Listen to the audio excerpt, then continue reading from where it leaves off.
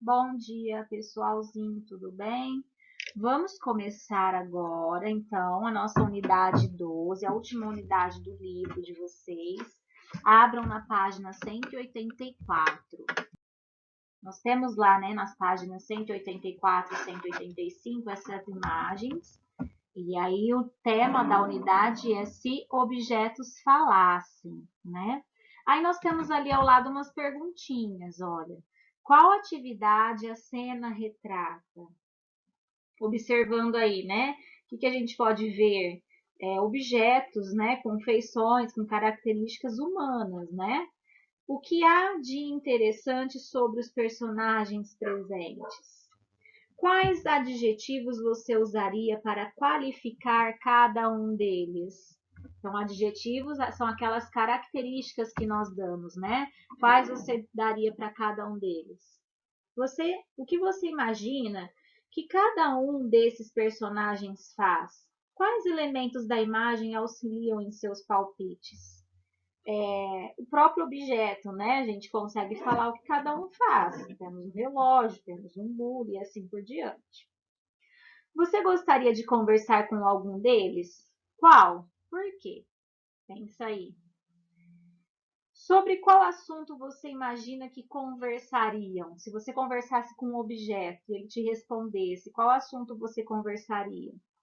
Se tivesse que escolher ser um objeto, qual escolheria e por quê? Já pensou sermos um objeto, hein? Agora vamos fazer juntos essa leitura, tá? É a leitura inicial da página 186.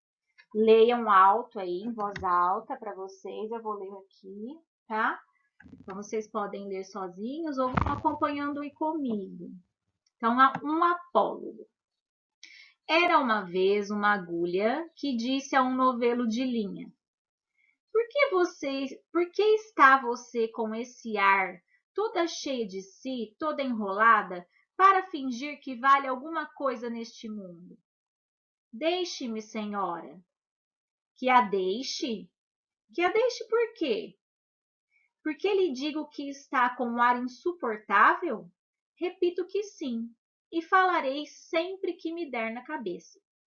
Que cabeça, senhora? A senhora não é alfinete, é agulha. A agulha não tem cabeça. Que lhe importa o meu ar? Cada qual tem o ar que Deus lhe deu. Importe-se com a sua vida e deixe a dos outros. Mas você é orgulhosa. De certo que sou. Mas por quê? É boa, porque coso. Então os vestidos e enfeites de nossa ama, quem é que os cose senão eu? Você? Esta agora é melhor. Você que os cose? Você ignora que quem os cose sou eu e muito eu? Você fura o pano, nada mais. Eu é que coso. Prendo um pedaço ao outro, dou feição aos babados. Sim, mas que vale isso? Eu é que furo o pano. Vou adiante, puxando por você, que vem atrás, obedecendo o que eu faço e mando. Também os batedores vão adiante do imperador. Você é imperador? Não digo isso, mas a verdade é que você faz um papel subalterno, indo adiante. Vai só mostrando o caminho. Vai fazendo o trabalho obscuro e ínfimo. Eu é que prendo, ligo, ajunto. Estavam nisto, quando a costureira chegou à casa da baronesa. Não sei se disse que isto se passava em casa de uma baronesa, que tinha a modéstia ao pé de si, para não que tinha a modista ao pé de si, desculpa, para não andar atrás dela. Chegou a costureira, pegou do pano, pegou da agulha, pegou da linha, enfiou a linha na agulha e entrou a coser. Uma e outra iam andando orgulhosas, pelo pano adiante, que era a melhor das sedas, entre os dedos da costureira ágeis como os galgos de Diana, para dar a isto uma cor poética. E dizia a agulha: então, senhora Linha, ainda teima no que dizia há pouco? Não repara que esta distinta costureira só se importa comigo? Eu é que vou aqui entre os dedos dela, unidinha a eles, furando abaixo e acima. A linha não respondia nada, ia andando. Buraco aberto pela agulha era logo enchido por ela, silenciosa e ativa, como quem sabe o que faz, e não está para ouvir palavras loucas. A agulha, vendo que ela não lhe dava resposta, calou-se também e foi andando.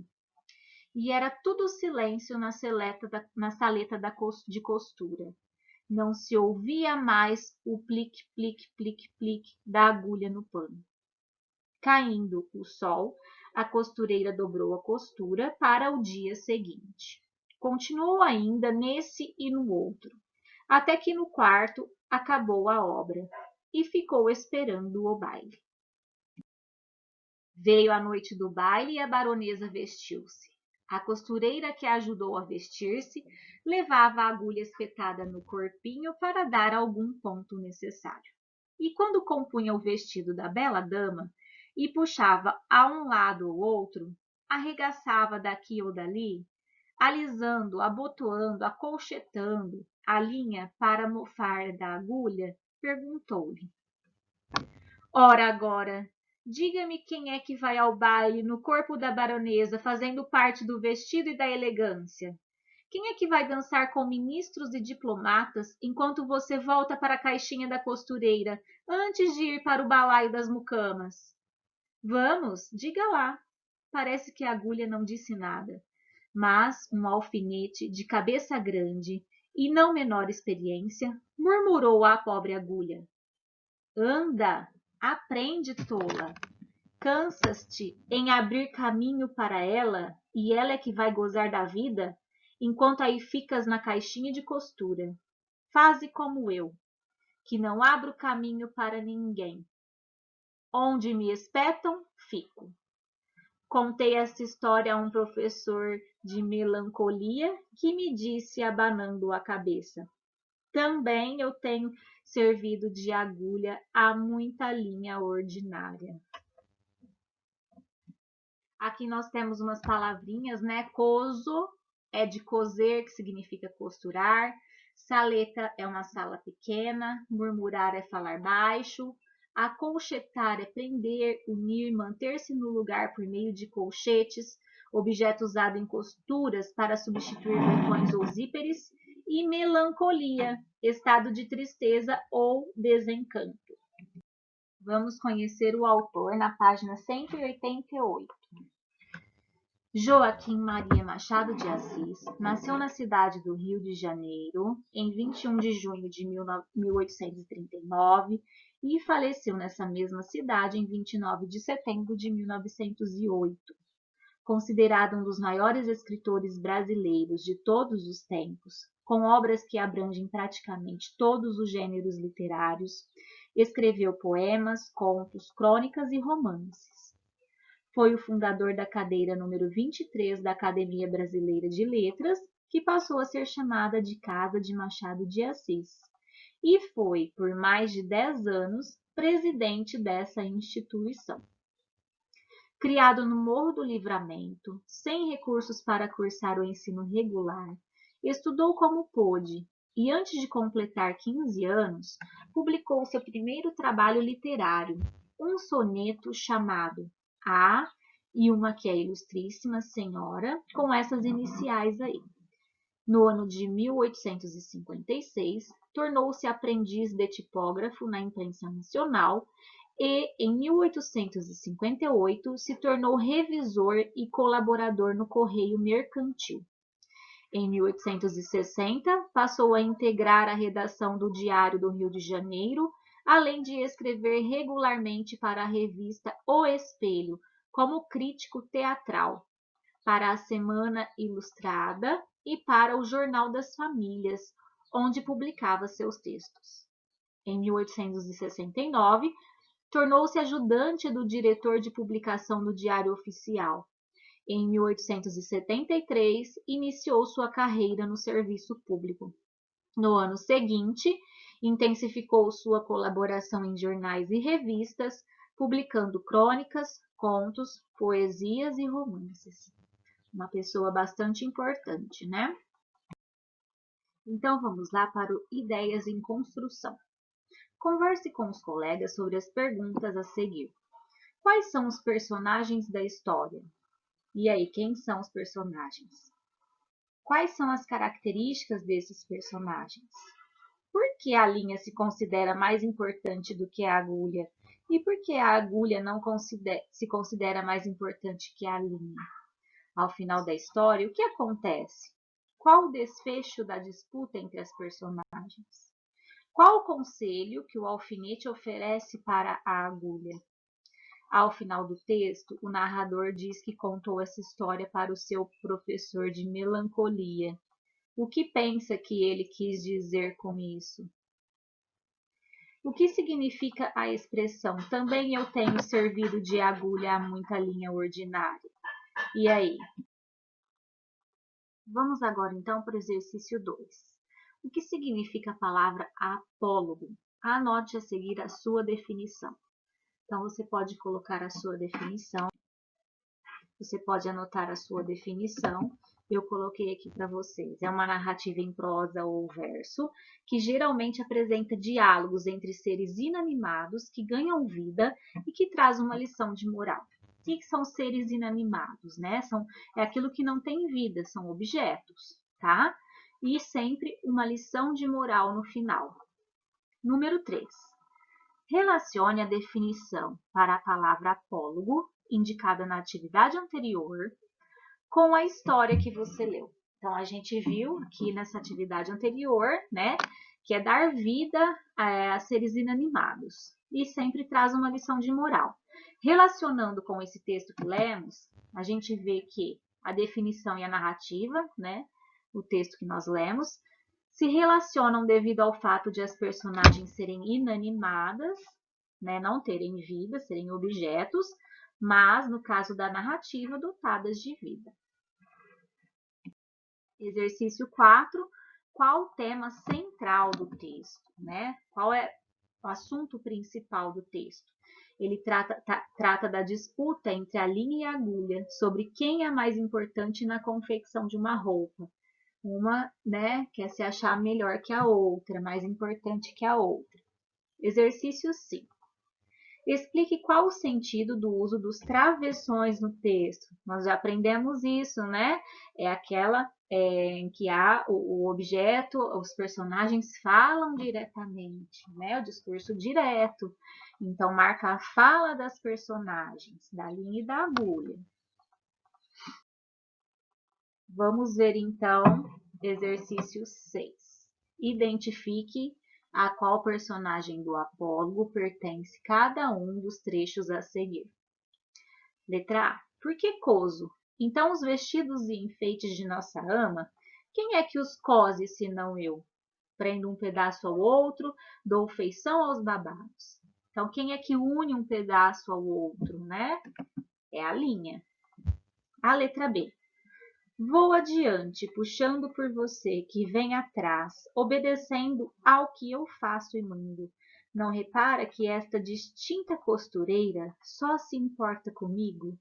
Eu é que vou aqui entre os dedos dela, unidinha a eles. Quem é que vai entre os dedos da costureira, né? Que segura na mão é a agulha. Exercício 7. No diálogo entre a agulha e a linha, estas fazem comparações entre seus trabalhos. Aqui foi comparado no texto o trabalho da agulha. Então, o trabalho da agulha foi comparado ao trabalho dos batedores que abrem caminho. Um papel ínfimo, um papel bem pequeno, né, sem importância. E da linha? Ao do imperador, dos imperadores, né, que prende, liga e junta as partes. Exercício 8. Observe a seguinte expressão do texto. Os galgos de Diana. Diana é a deusa da caça na mitologia grega. Marque a alternativa que apresenta o significado de galgos. Significa cães, tá? Exercício 9. Releia o trecho final do texto. Contei esta história a um professor de melancolia, que me disse abanando a cabeça: também eu tenho servido de agulha a muita linha ordinária.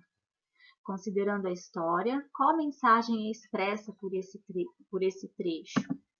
Então, o professor usou essa metáfora da linha da agulha, trazendo-a para si, e concluiu que estava abrindo caminhos para muitas pessoas que não reconheciam esse papel como importante e não davam a ele o devido reconhecimento. Aí tem esse exercício 10 que fala assim, né? Em sua opinião, você acha que uma das duas personagens está certa por se sentir mais importante que a outra? Por quê? E aí? A gente tem que se sentir melhor, né? Vamos trazer para a vida da gente. A gente tem que se sentir melhor que o outro e os personagens estão certos de se sentirem melhores. Eu quero que vocês façam essa atividade como tarefa. Tem aqui o Família Escola, né? Falando da importância do trabalho manual. E tá falando aqui para vocês aproveitarem com a família de vocês esse final de ano e elaborarem trabalhos manuais juntos. Por exemplo, pratos típicos, né? Criar itens de cartões de Natal, enfeites para decoração, reciclar objetos, construir brinquedos e tudo mais. É muito legal trabalharmos em família, né? Ainda mais fazendo objetos manuais, né? Muito bom. Aproveita o momento para ficar juntos, tá? Então, a tarefa de vocês, pessoal, é o exercício 10 da página 191, que nós acabamos de falar. E as páginas 234 e 235, vocês vão ler o textinho e responder. É o exercício 1, somente as letras A e B. Tá bom? Um beijo, bom estudo.